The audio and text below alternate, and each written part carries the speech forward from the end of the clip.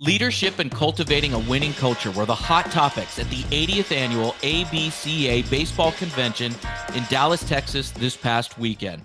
Baseball is like life and business. If you can learn and grow from your failures, you will be successful. We took Keep the Line Moving on the road to listen to coaches, talk about this and so much more. How do they reach their players? It's Keep the Line Moving, Coaches Week. We have taken Keep the Line Moving on the road. Can you believe it? We have a series of podcasts for you. You're going to love them. We lead it off with the head baseball coach at Clemson University. His name, Erik Bakich. You're here at this conference with all these coaches, everybody who does what you do. They know what you're feeling now in January, getting ready for the season. What's first and foremost on your mind as you prep for the 2024 baseball season? Wow. You're supposed to start me off with like cupcakes, not the hard ones. Sorry. Thanks for having me on. I appreciate it. You got like it. I mentioned, any opportunity to talk about leadership is something that I would always want to do and think that it's a topic that needs to be discussed more. So the on top of mind all the time is growth and improvement. Any time of year, there's no finish line when you're on that journey of being a lifelong learner or, teaching our players to, just strive to continue to get better. So this time of year, even though we're a month and change away from opening day, but, less than 6 weeks, that target is still on improvement and on growth. And so we'll see our players for the first time since the holiday break ended on Wednesday. That'll be the first day of school, and we'll get cranked up that day. Erik, I loved what you just said. First of all, your respect for leadership. Obviously, you're at a major university doing great work on the baseball field, but you care about the athletes, right? And as a continuous learner, allows you to be great with the athletes. What is your philosophy and approach to being a continuous learner? Well, to oversimplify it, it's a brain, body, ball approach, right? And not everybody, that's probably not fair, but a lot of coaches just focus on the ball. And the ball is important because it represents the outcome of the game. It represents opportunities for players to advance their career. What the ball does and what the scoreboard shows is very important, but it can't just be the sole point of focus. And so there's a lot of different ways to measure the ball, and a lot of people get tied up and paralyzed with so much technology out there. And what we've tried to do is understand that if you want to make the ball do better things, you got to unlock your body. So there's a huge point of emphasis on the body in our program and how to improve it. But then a step beyond that is the brain moves the body. And if you really want to be a high performer and unlock your potential, you got to unlock your brain.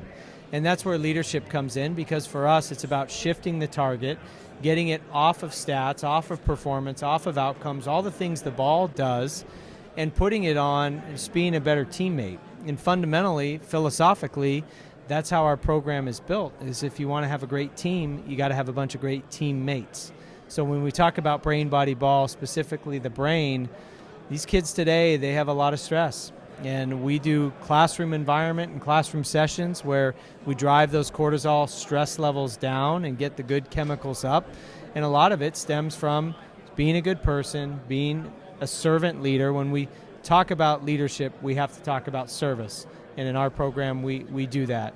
And we get out in the community and serve the community. But teach the guys to shift the target, take it off of them, put it on other people, and to start to think instead of what's in it for me, what can I get, shift it and start thinking, what can I give? And it's amazing when they have that mindset and they truly are a giver and they truly do want to contribute and be a part of something bigger than themselves. It's amazing the things that come to them in return.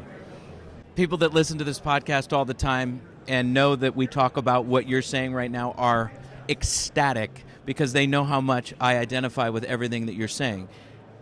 It's so important to be in that service mindset. It's not about just the profit margins or the numbers or whatever the individual metrics are that determine your success. It's about who you are as a person. Let me ask you this. When you're in the recruiting process to bring in an athlete to Clemson, an 18-year-old or a junior college or whatever, in the portal, right? Whatever that mechanism is to get your new players. How do you explain that in a finite amount of time? I know you have several visits, but how do you do it just as you did right here today, or how do you make sure that someone's listening and identifying with that type of thought process? You hit it right on the head. You have to explain it as transparently and thoroughly as you possibly can, so there's zero ambiguity of what these players are coming into and what this program is going to offer them. Because our program and a lot of programs that are based on leadership and developing the total person are the opposite of rolling the balls out there type of program. It's not the revolving door, transactional type of program where player comes in, player plays, player leaves, and you never talk to him again. The thing that, not to toot my own horn here, but this past December was 6 weddings of former players from August to December, and it was awesome. It was tough, but it was awesome to go to 6 former players' weddings this past fall. But that just describes the transformational type of system where instead of this roll the balls out there kind of thing, it's a transformational kind of thing where they know that they're forming relationships, they're forming friendships. A lot of the groomsmen in their wedding are their teammates. And as a coach who's watching these guys go from player to now successful person in life and start their families and establish roots, and they're talking about lessons they learn not just on the field but all the other stuff and the things that they place value on, these relationships with the people that they've built during their time at the institution. It's just that's the rewarding part. That's the paycheck, and that's what it's all about. So you have to describe that in the recruiting process as best you can, that you're not coming to this school for 3 or 4 years. You're coming to this school for 30 or 40 years because we're going to be in your life for the rest of your life, like it or not. That's just how this program is run. I love that. So there's stakeholders within Clemson University. There's the football program with Dabo. There's so much success in and around Clemson in all different types of sports. Do you all share? I know you're all different. The sports are different. The makeup, the schedules, everything is different. But do you, in essence, share that core belief of what we're talking about? That's one of the unique things about Clemson University, and you'll hear every coach say it, whether it's Dabo Sweeney or Mike Noonan or any of them will talk about Clemson family. And it's very intentional from the leadership of the president of the school, Jim Clements, to our athletic director, Graham Neff, all the way down to all the coaches and all the student athletes, and the community itself is just to feel like you've just walked into a bigger immediate family where you are welcomed and you are treated in a way that makes you feel like you're a part of something and you're not just here to do the thing that you were recruited to do and then go off, but you truly are a valued piece. And the players, all of them, the student athletes understand that they are joining something bigger than themselves, but it's the coaches and the leadership within the school that embraces, yeah, no, you're not the puzzle, you're a piece of the puzzle, but we're all in this together. And that makes certain college institutions and athletic departments, Clemson being one of them, really, really special. So I feel very fortunate to be a part of it because it does truly feel like that family atmosphere. A couple more for you and we'll let you go because you're busy. This is a gigantic conference. I mean, I'm telling you, Erik, this is great, right? I mean, my gosh. It's awesome, yeah. So every year. When you're talking to younger coaches, high school coaches or coaches that aren't as prestigious at universities by way of baseball programs as Clemson is, how do you advise them on this premise, the premise of servant leadership, the premise of being a great teammate, the premise of a legacy of a university that is with you for 30 years? How do you convey that? I know it's different than a recruit or a player. Now you're advising someone to instill that into their methodology. Yeah, I think it's, I just remember myself as an assistant coach or a young coach, and you know, sometimes you have a wandering eye and you're looking at what might the next job be and the next one, and it's important to have a career path and have ambition, and everyone should, but it's also very important to be where your feet are and make the current place that you're at as best that you can make it, because that will stand out, and create an experience for the student athletes at the school that is one that they'll reflect back on and say is absolutely priceless. There's no amount of money that they would trade if they had to give up the friendships, the experience, the relationships that were built. And coaches shape a very important role in doing that because they shape an environment. I said the word family a second ago, and everyone sometimes tosses around that family and culture word. And I think as coaches, it's sometimes we start talking in platitudes like that, but if you really, dive in and dig into what creates that family and that culture, it's the environment that you create every day. It's the environment that you shape every day, whether it's how you train, the emphasis you put on academics, getting out into the community and serving the community once a week, whatever it may be, your constant messaging to the team. But it's very intentional. It's on purpose. And creating high standards over time will lead to that culture and that family feel. But that's what I would tell young coaches, is to make an experience for the student athletes, one that they would say is absolutely priceless, and watch how the scoreboard will take care of itself. That's great. And they're receptive, I have to say, because you have the Coach of the Year award, successful in your career, so your credibility is high. They must listen intently, I would assume. Well, I'm lucky. I'm lucky to have mentors that guided me.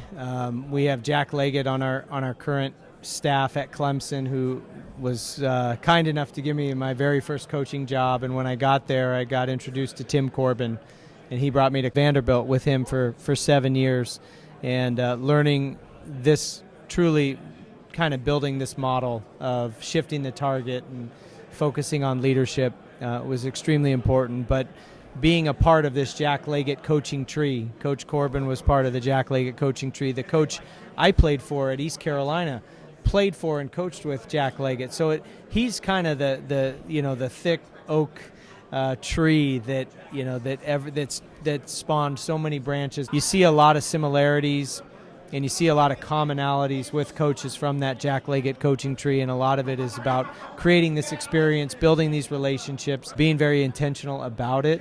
And I just feel very lucky to have those men in my life that has shaped who I am as a coach today. Well, listen, your players are lucky to have you. Thank you very much for coming on. We really appreciate it. Hey, thanks for having me. Our podcast lineup flows on with Angel Flores, the AA manager of the Atlanta Braves. You know what I love about this conference? I've met some incredible people.